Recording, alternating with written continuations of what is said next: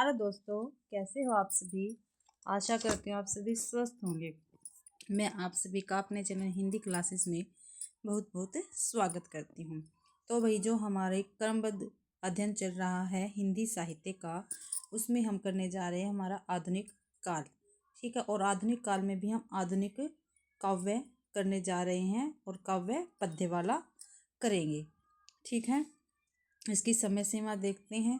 जो भारतेंदु युग है, भारतेंदु युग की समय सीमा है 1850 से 1900 ईस्वी तक। द्विवेदी युग की है 1900 से 1918 तक। छायावाद की है 1918 से 1936 तक। प्रगतिवाद की 1936 से 1943 तक। प्रयोगवाद की है 1943 से 1951 या 1954 तक। नई कविता से है, नई कविता की 1951 या 1954 से 1960 तक, और साठोत्तरी से 1960 से उसके आगे तक है भाई। ठीक है, और जो छायावाद है, आप सभी को पता है, जो छायावाद है उसके साथ साथ हालावाद और राष्ट्रीय संस्कृत काव्य धारा भी उसके साथ साथ चली थी। छायावाद के साथ साथ चली थी भाई। ठीक है, तो ये क्या है, हमारा मोटा मोटा हो गया है। आधुनिक काव्य है, उसके विषय में मैंने आपको बता दिया। आधुनिक काव्य में जो पद्य है उसमें हम पढ़ेंगे भारतेंदु युग, द्विवेदी युग, छायावाद, प्रगतिवाद, प्रयोगवाद, नई कविता, साठोत्तरी कविता, हालावाद, राष्ट्रीय संस्कृत काव्य धारा के जितने भी कवि है वो हम इसमें पढ़ेंगे आधुनिक काव्य में भाई। ठीक है, और पद्य पद्य करेंगे, गद्य वाले इसके बाद में करेंगे। ठीक है, तो पहले है भारतेंदु युग। अगर मैंने आपको गद्य पद्य दोनों मिक्स करवा दिए तो वो अजीब वो हो जाएगा भी। ठीक है, अगर फिर भी आप चाहते हो भाई मैं पद्य भी साथ में करवा दूँ और गद्य भी, तो आप मेरे को मैसेज ज़रूर कर देना। मैं दोनों आगे से दोनों क्लासें इकट्ठी बना दूंगी, पद्य वाले भी और गद्य वाले भी। आज मैं आपको जो पद्य है वो करवाने जा रही हूँ। तो हम देखते हैं भारतेंदु युग। ठीक है, भारतेंदु युग की जो विशेषताएं हैं, ठीक है, वो देखते हैं। जो भारतेंदु युग है उसको भाई नव जागरण का अग्रदूत क्या है कहते हैं। और ये किसने कहा है, भारतेंदु ने कहा है। और भारतेंदु की विशेषता है, भारतेंदु युग की विशेषताएं है क्या क्या रहेंगी देखते हैं भाई। तो इसको क्या कहते हैं, पूर्ण जागरण काल कहा जाता है। राष्ट्रीय चेतना इसमें थी। सामाजिक दुर्दशा का निरूपण किया गया इसमें। समस्या पूर्ति इसमें हुई है। प्रश्न लिखने का सूत्रपात हुआ, और किसने किया, भारतेंदु जी के द्वारा ये किया गया। प्रधान भाषा इसमें कौन से, जो भारतेंदु युग है उसमें प्रधान भाषा, काव्य में प्रधान भाषा रही है ब्रज भाषा में काव्य लिखा गया, और गद्य में लिखा गया खड़ी बोली में। ध्यान रखना भाई, पूछा जाता है कई बार। और पत्र पत्रिकाओं का विकास भी इसी युग में हुआ था, भारतेंदु युग में हुआ था भाई। क्या क्या है इसकी विशेषता, पूर्ण जागरण काल, राष्ट्रीय चेतना, सामाजिक दुर्दशा का निरूपण हुआ है, समस्या पूर्ति हुई इस काल में, प्रहसन लिखने का सूत्रपात किया गया है और भारतेंदु जी के द्वारा किया गया है, और प्रधान भाषा इसमें रही है। काव्य की भाषा क्या रही है, ब्रज भाषा, और गद्य की भाषा क्या रही है, खड़ी बोली। और पत्र पत्रिकाओं का क्या हुआ, इसमें विकास हुआ है। और नवजागरण का अग्रदूत किसे कहा जाता है, भारतेंदु जी को कहा जाता है भाई। ठीक है, पहले करते हैं भारतेंदु पूर्व काव्य धारा, जो भारतेंदु युग था। ठीक है, और जब भारतेंदु से पहले की काव्य धारा है वो हम कर रहे हैं। ठीक है, तो इसमें पहले आएगा रीवा नरेश, रघुराज सिंह। ठीक है, ये कहते हैं भारतेंदु युग से पहले की है, यानी पूर्व पहले की काव्य धारा है। रीवा नरेश, रघुराज सिंह। ठीक है, इन्होंने क्या लिखा है, राम स्वयंवर व रुक्मणी परिणय, आनंदाबुनुद्धि और राम अष्टायाम। और रघुनाथ दास राम स्नेही ने विश्राम सागर लिखा है। ठीक है, भारतेंदु के पिता, ठीक है, तीसरे थे इसमें गोपाल चंद्र गिरधर दास। ठीक है, काफ़ी बार पूछा जाता है गोपाल चंद्र गिरधर दास कौन थे, तो भारतेंदु जी के पिता थे। ठीक है, और उन्होंने कौन कौन से काव्य लिखे हैं, राधा स्तोत्र, गोपाल स्तोत्र, जरासंध वध, राम कथा अमृत, बलराम कथा मृत। ये किसने लिखे हैं, गोपाल चंद्र गिरधर दास ने लिखे हैं भाई। ठीक है, अब यहाँ से हमारा स्टार्ट होता है भारतेंदु युग। ठीक है, भारतेंदु युग, ठीक है, 1850 से 1885 ईस्वी तक का समय था इसका। और जो भारतेंदु के विषय में हम बता रहे हैं, ठीक है। इस युग में जितने भी कवि थे उनकी मैं रचनाएं करवाऊंगी और उनके विषय में थोड़ा बहुत मैं आपको करवाऊंगी। और आप सभी को पता है ये मेरे हस्तलिखित नोट है और मैं ये बुक में से नहीं करवा रही, जो मेरे नोट्स हैं मैं उसमें से करवा रही हूँ। और जो एक कहते हैं ना, दूध में से मलाई मलाई निकाल के देने का काम मैं आपको कर रही हूँ, जो मोस्ट इम्पोर्टेंट है। ठीक है, मोस्ट इम्पोर्टेंट है आपके लिए और सीधे सीधे पेपर में पूछे जाते हैं, वो मैं आपको करवाने लग रही हूँ। ठीक है, और ये देख लो, ये मैंने ऑनलाइन कोचिंग ली थी, उसमें मेरे नोट बने हुए हैं। ठीक है, आपके लिए कितने फ़ायदेमंद हो गए, तो प्लीज़ आप मेरी क्लास को कंप्लीट देखा करो। ठीक है, तो पहले क्या है, भारतेंदु युग आ गया और उसमें क्या है, हमारे भारतेंदु के विषय में मैं आपको बताऊंगी। तो नवजागरण का अग्रदूत कहा जाता है किसको, भारतेंदु जी को कहा जाता है भाई। ठीक है, भारतेंदु जी को नवजागरण का अग्रदूत कहा जाता है। और भारतेंदु जी ने 175 प्लस से अधिक गद्य लिखे थे। ठीक है, और 70 प्लस में काव्य ग्रंथ लिखे हैं।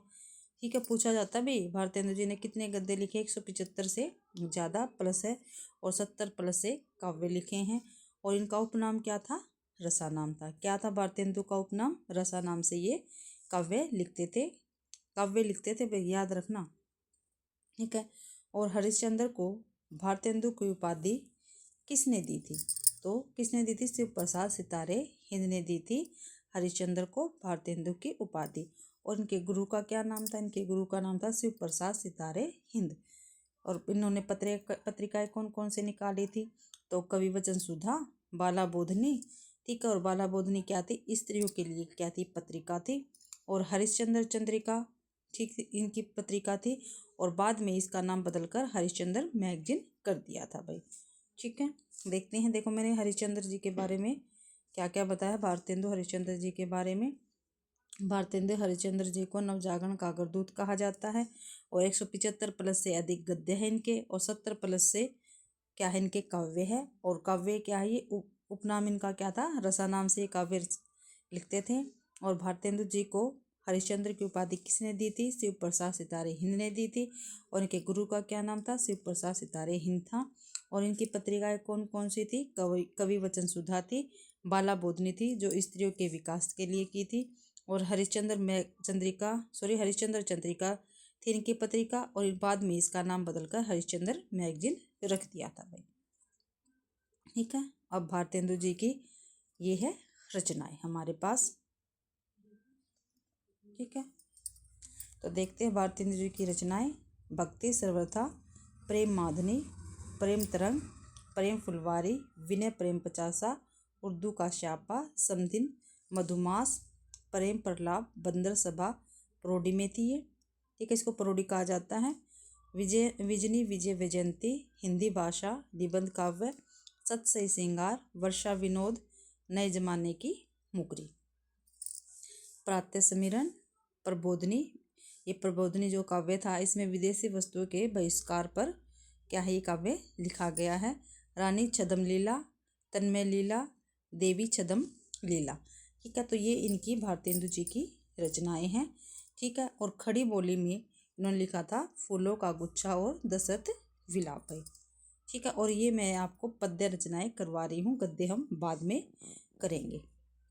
ठीक है, फिर उत्तर भक्तमाल, तो भक्तमाल के अनुरूप में लिखी गई थी। जो उत्तर भक्तमाल है ये भी किसकी है, भारतेंदु जी की है। और ये भक्तमाल के अनुकरण पे इन्होंने लिखी थी। क्या भाई, भक्तमाल के अनुकरण पर इन्होंने लिखी थी उत्तर भक्तमाल। और आप सभी को पता है भक्तमाल किसकी है, नाभा दास की रचना है। देखते हैं एक बार फिर से भारतेंदु जी की रचनाएं, दोबारा से देखते हैं। काफ़ी बार पेपर में पूछी जाती है। ठीक है, और ये सीधे सीधे पूछ ली जाती है। ठीक है, तो भारतेंदु जी की रचनाएं, भक्ति सर्वथा, प्रेम माधुरी, प्रेम तरंग, प्रेम फुलवारी, विनय प्रेम पचासा, उर्दू का स्यापा, समदिन, मधुमास, प्रेम प्रलाप, बंदर सभा, प्रोडी है ये। विजय विजयनी विजयंती, हिंदी भाषा, निबंध काव्य, सत्सई श्रृंगार, वर्षा विनोद, नए जमाने की मुकरी, प्रातः समीरण, प्रबोधनी। ये विदेशी वस्तुओं के बहिष्कार में, रानी छदम लीला, तन्मय लीला और देवी छदम लीला, ये इनकी क्या है, रचनाएं हैं। और उत्तर भक्तमाल लिखा था इन्होंने भक्तमाल के अनुकरण पर। और भक्तमाल किसकी रचना है, नाभादास की रचना है। अब जो भारतेंदु जी है उनके विषय में कुछ लिखा गया है और किसने लिखा ये देखते हैं हम। तो कविता में उनका संस्कार है, गद्य में क्या है, विचार है। तो ये किसने कहा भारतेंदु जी के विषय में? ये कहा है भाई रामस्वरूप चतुर्वेदी जी ने कहा है।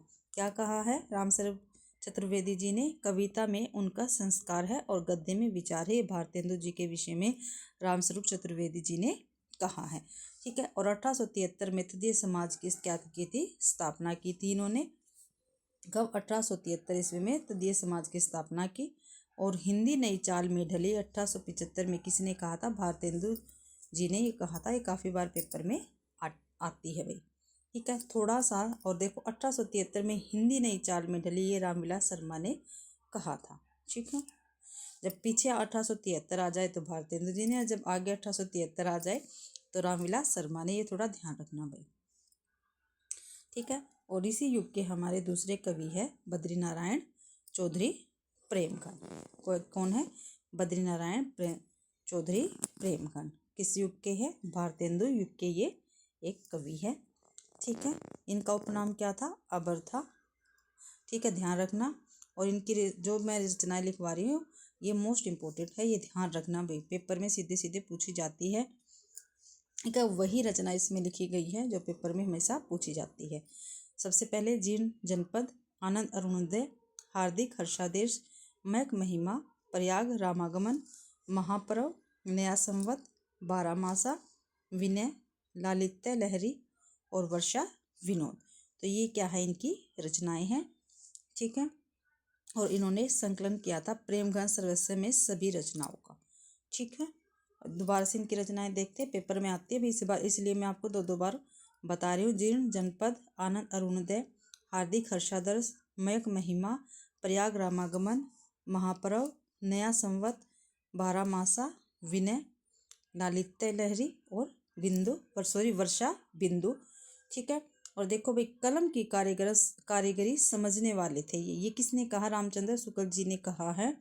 ठीक है। किसके विषय में? बद्रीनारायण चौधरी प्रेमगन के विषय में कहा है। एक कलम की कारीगरी समझने वाले थे। कौन? बद्रीनारायण चौधरी प्रेमगन, ये शुक्ल जी ने कहा है भाई। ठीक है। आगे है प्रताप नारायण मिश्र। ठीक है। ये हमारे इसी युग के कवि है, भारतेंदु युग के कवि ये रहे हैं। ठीक है। और इनको देखो, जो प्रताप नारायण मिश्र जी है, ठीक है, इनको हिंदी का एडिशन कहा गया है। और किसने कहा? ये शुक्ल जी ने कहा है। और कब क्यों कहा है? तो इनको कहा है भाव प्रहसन निबंध लिखने के कारण। जो भाव प्रहसन निबंध थे वो इन्होंने लिखे थे, इसलिए शुक्ल जी ने हिंदी का एडिशन प्रताप नारायण मिश्र जी को कहा है भाई। और हिंदुस्तान का नारा प्रताप नारायण मिश्र जी ने ही दिया था। क्या? हिंदुस्तान का नारा प्रताप नारायण मिश्र जी ने ही दिया था। देखो भाई, जो मेरे नोट्स है आप सभी को पता है, इतना तो आप साहित्य पढ़ते होंगे, एक एक लाइन में एक एक क्वेश्चन है, आप सभी को पता है ये। ठीक है। तो प्लीज़ आप इसको ध्यान से करना। ठीक है। अब इनकी रचनाएं हैं। देखो, मैंने IM क्यों लगा रखा है, इसका मतलब है मोस्ट इम्पोर्टेंट क्वेश्चन। ठीक है। तो ये मोस्ट है, पेपर में सीधे क्वेश्चन के तौर पर पूछे जाते हैं। ठीक है। अब इनकी रचनाएं हैं प्रताप नारायण मिश्र जी की। ठीक है। तो पहली है मन की लहर। ये क्या है? बाल विधवा पे लिखी गई है। तृप्त्यम, हरगंगा, बुढ़ापा, हिंदी की हिमायत, लोकोक्तिस्तक, गोरक्षा। ठीक है। ये क्या है? हमारे प्रताप नारायण मिश्र जी की काव्य की रचनाएं हैं। ठीक है। देख लो, फिर से एक बार बताती हूँ। प्रताप नारायण मिश्र है, इनको हिंदी का एडिशन कहा जाता है। और किसने कहा? शुक्ल जी ने कहा है। और क्यों कहा है? भाव प्रहसन निबंध लिखने के कारण इनको हिंदी का एडिशन कहा है। और हिंदुस्तान का नारा प्रताप नारायण मिश्र जी ने ही दिया था। ठीक है। इसके बाद इनकी रचनाएं हैं मन की लहर बाल विधवा पर है, तृप्त्याम, हरगंगा, बुढ़ापा, हिंदी की हिमायत, लोकोक्तिस्तक, गोरक्षा। ठीक है। इसके बाद है राधा गोस्वामी। ये भी क्या है? हमारे भारतेंदु युग के कवि रहे हैं। और इनकी रचना है नवभक्तमाल, विधवा विलाप, लावनी, भरमर गीत। ठीक है। ये वही रचनाएं हैं जो सीधे सीधे पेपर में पूछी जाती है। ठीक है। नवभक्तमाल है, विधवा विलाप, लावनी, भरमर गीत, ये किसकी है? राधा चरण गोस्वामी जी की। और राधा चरण गोस्वामी जी भारतेंदु युग के एक महत्वपूर्ण कवि हैं भाई। आगे है ठाकुर जगमोहन सिंह, ठीक है, ये भी भारतेंदु युग के कवि रहे हैं। और तो इनकी रचनाएं हैं प्रेम संपत्तिलता, श्यामालता, श्यामा सरोजनी, देवयानी, ठीक है।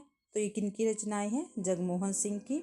प्रेम संपत्तिलता, श्यामालता, श्यामा सरोजनी, देवयानी, ठीक है। और इन्होंने ऋतुसंहार और मेघदूत क्या किए हैं? अनुदित किए हैं ब्रजभाषा में, ठीक है। ऋतुसंहार और मेघदूत भाई, ठीक है। इसके बाद है अंबिकादत्त व्यास, ठीक है, ये भी भारतेंदु युग के हमारे कवि रहे हैं। तो देखो सुकवि की उपाधि किसे मिली है? तो किसे मिली है? अंबिकादत्त व्यास को मिली है, ठीक है। अभी किसकी? सुकवि की उपाधि मिली है अंबिकादत्त व्यास को, ठीक है। और इनकी रचनाएं हैं पावस पचासा, सुकवि सतसई, हो होरी, भारत धर्म, कंस वध और दशरथ विलाप। ये किसकी है? अंबिकादत्त व्यास की रचनाएं हैं।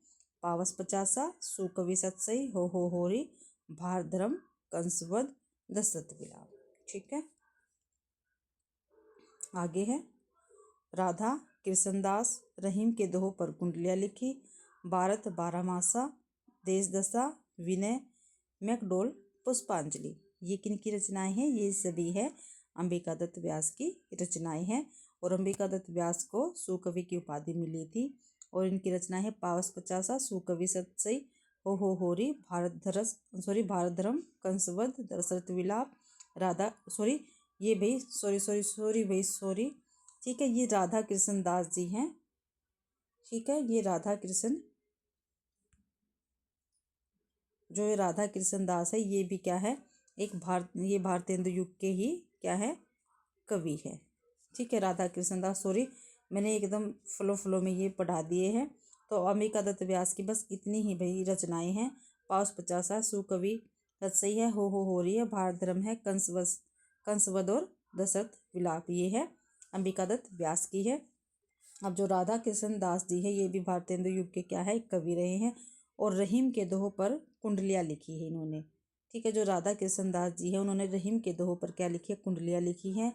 और भारत बारहमासा लिखा है, देश दशा लिखा है, विनय लिखा है, और मैकडोल पुष्पांजलि लिखा। ये इनकी क्या है? सभी रचनाएं हैं भाई, ठीक है। किसकी? राधा कृष्ण दास की हैं। इसके बाद जो भारतेंदु युग के अन्य कवि हैं वो हैं हमारे पास। तो कौन कौन से हैं इनके भारतेंदु युग के अन्य कवि?